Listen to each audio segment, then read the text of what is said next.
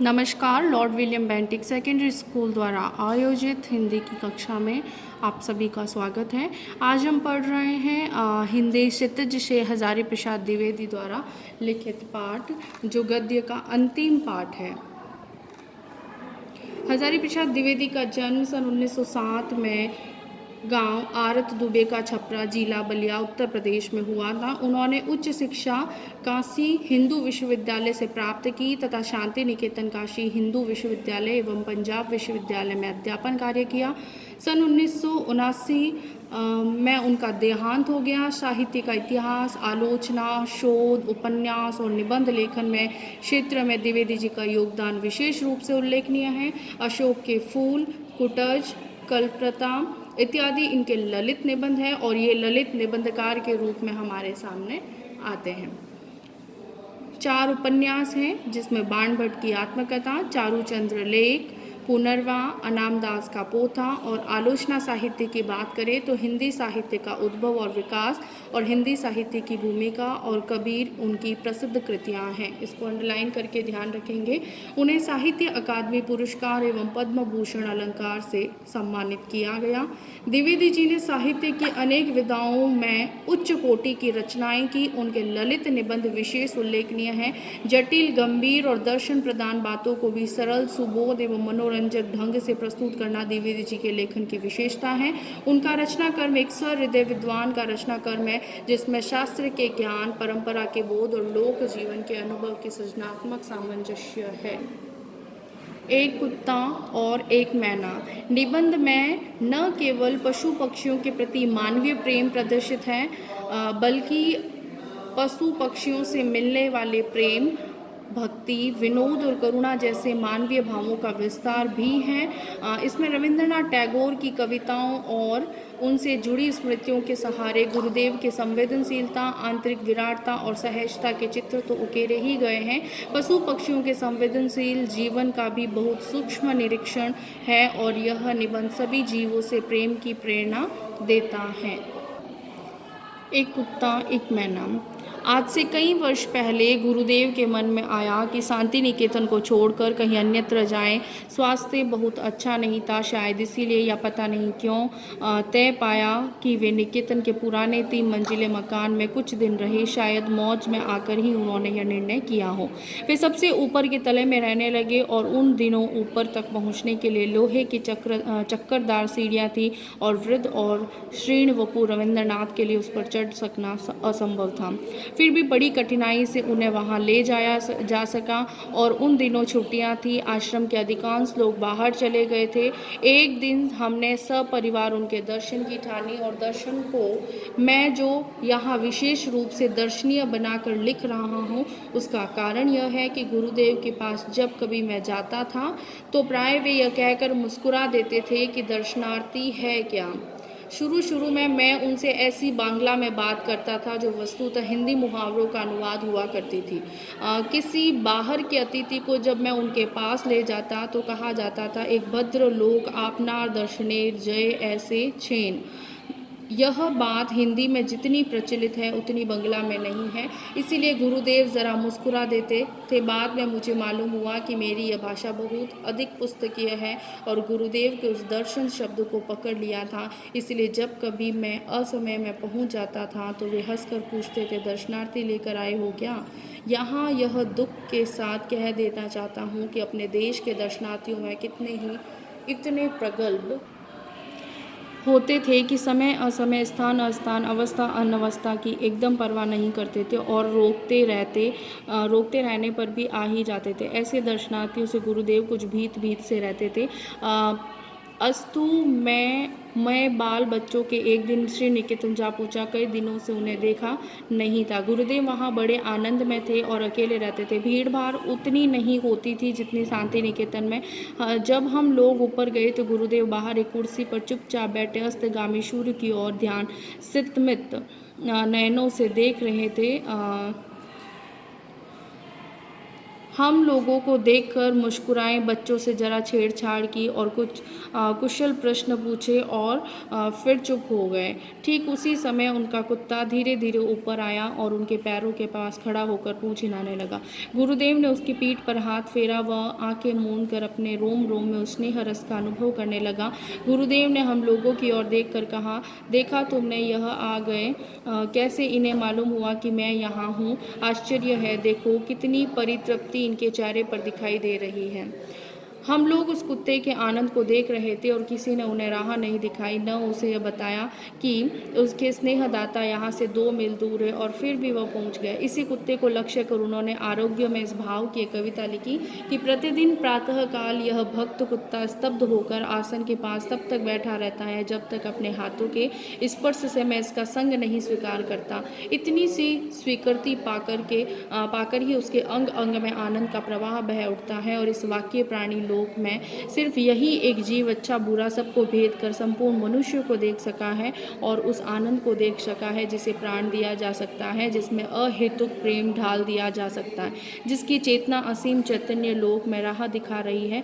जब मैं इस मूक हृदय का प्राणपण आत्मनिवेदन देखता हूँ जिसमें वह अपनी दीनता बताता रहता है, तब मैं यह सोच ही नहीं पाता कि उसने अपने सहज बोध में मानव स्वरूप में कौन सा मूल आविष्कार किया है, और इसकी भाषाहीन दृष्टि की करुण व्याकुलता जो कुछ समझती है उसे समझा नहीं पाती और मुझे इस सृष्टि में मनुष्य का सच्चा परिचय समझा देती है।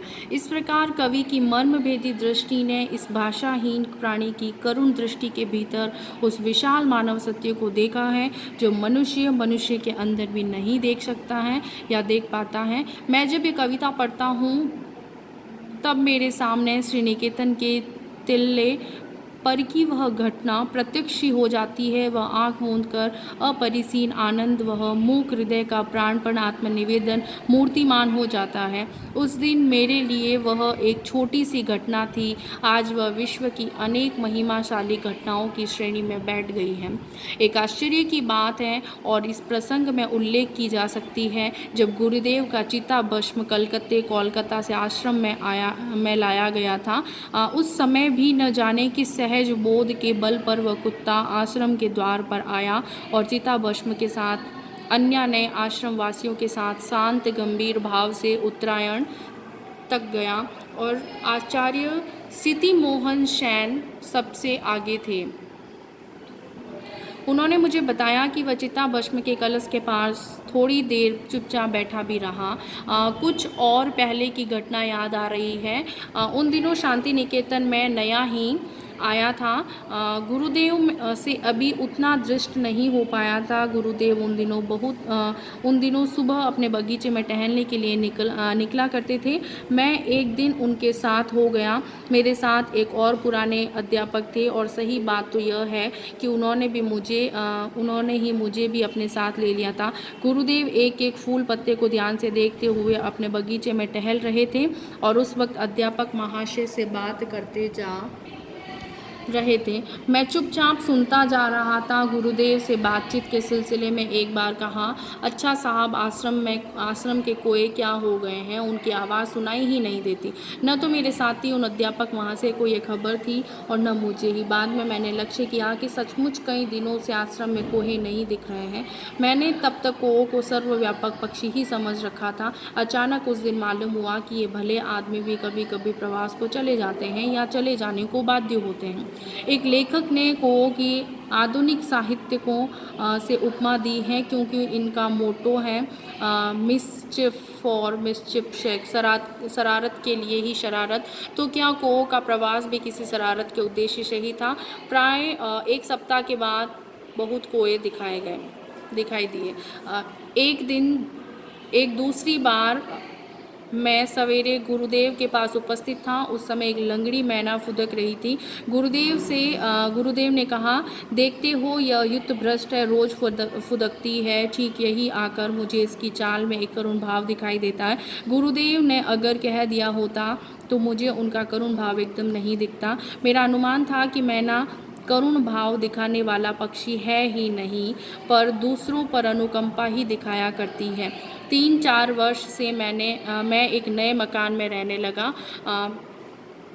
हूँ और मकान के निर्माताओं ने दीवार के चारों ओर एक एक सुराख छोड़ रखी है और यह कोई आधुनिक वैज्ञानिक खतरे का समाधान होगा तो सो एक मैना दंपति नियमित भाव से प्रतिवर्ष यहाँ गृहस्थी जमाया करते हैं। तिनके और चिथड़ों का अंबार लगा देते हैं और भले मानस गोबर के टुकड़े तक ले आना नहीं भूलते। हैरान होकर हम सुराखों में ईंटें भर देते हैं, परंतु वे खाली बची जगह का भी उपयोग कर लेते हैं और पति पत्नी जब कोई एक तिनका लेकर सुराग में रखते हैं तो उनके भाव देखने लायक होते हैं। पत्नी देवी का तो क्या कहना, एक तिनका ले आई तो फिर एक पैर पर खड़ी होकर जरा पंखों को फटकार दिया, चोंच को तो अपने ही पैरों से साफ कर लिया और नाना प्रकार की मधुर और विजयोद्घोषी वाणी में गान शुरू कर दिया। हम लोगों की तो उन्हें कोई परवाह ही नहीं रहती। अचानक इसी समय अगर पति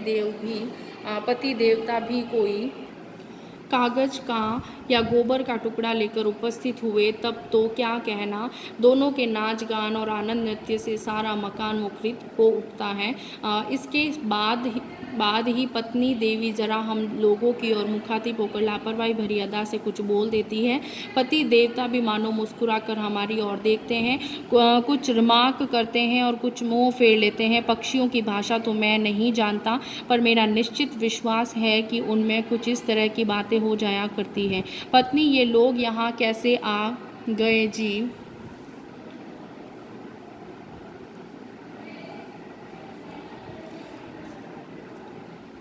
पति, बेचारे आ गए हैं तो यह रह जाने दो, क्या कर लेंगे। पत्नी, लेकिन फिर भी इनको इतना तो ख्याल होना चाहिए कि यह हमारा प्राइवेट घर है। पति, आदमी तो है, इतनी अक्ल कहाँ है। पत्नी, जाने भी दो। पति, और क्या। सो इस प्रकार मैना जो है कभी करुण हो सकती है और यह मेरा विश्वास ही नहीं था कि गुरुदेव की बात पर मैंने ध्यान से देखा तो मालूम हुआ कि सचमुच ही उसके मुख पर एक करुण भाव है। शायद यह विदुर पति था जो पिछली स्वयंवर सभा में युद्ध में आहत और परास्त हो गया था, या विधवा पत्नी है जो पिछड़े बिडाल के आक्रमण से पति को खोकर युद्ध में इष्ट चोट खाकर एकांत विहार कर रही है। हाय, क्यों इसकी ऐसी दशा है। शायद इसी मैना को लक्ष्य करके गुरुदेव ने बाद में एक कविता लिखी थी जिसमें कुछ अंश का सार इस प्रकार है। उस मैना को क्या हो गया, यही सोचता हूँ, क्यों वह दल से अलग होकर अकेली रहती है। पहले दिन देखा था शेमर के पेड़ के नीचे बैठे मेरे बगीचे में, जान पड़ा जैसे एक पेड़ से लंगड़ा रही हो।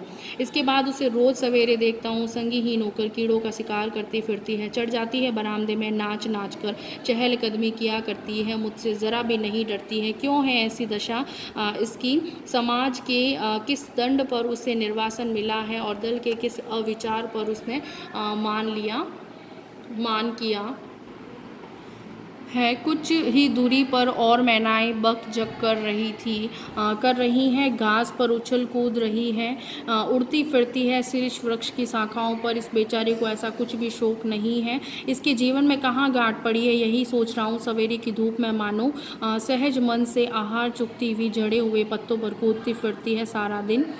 किसी के ऊपर इसका कुछ अभियोग है, यह बात बिल्कुल नहीं जान पड़ती है और इसकी चाल में वैराग्य का गर्व भी तो नहीं है। दो आग सी जलती आंखें भी तो नहीं दिखती है इत्यादि। जब मैं इस कविता को पढ़ता हूँ तो उस मैना की करुण मूर्ति अत्यंत साफ होकर मेरे सामने आ जाती है। कैसे मैंने उसे देखकर भी नहीं देखा और किस प्रकार कवि की आंखें उस बेचारे के मर्म स्थल तक पहुँच गई थी, सोचता हूँ तो हैरान हो रहता हूँ। एक दिन वह मैना उड़ गई। सायंकाल कवि ने उसे नहीं देखा और जब वह अकेले जाया करती है उस डाल के कोने में, तब झिंगूर अंधकार में झनकारता रहता है और जब हवा में बांस के पत्ते जर्जराते रहते हैं, पेड़ों की फाक से पुकारा करता है। नींद तोड़ने वाला संध्या तारा, कितना करुण है उसका गायब हो जाना। धन्यवाद।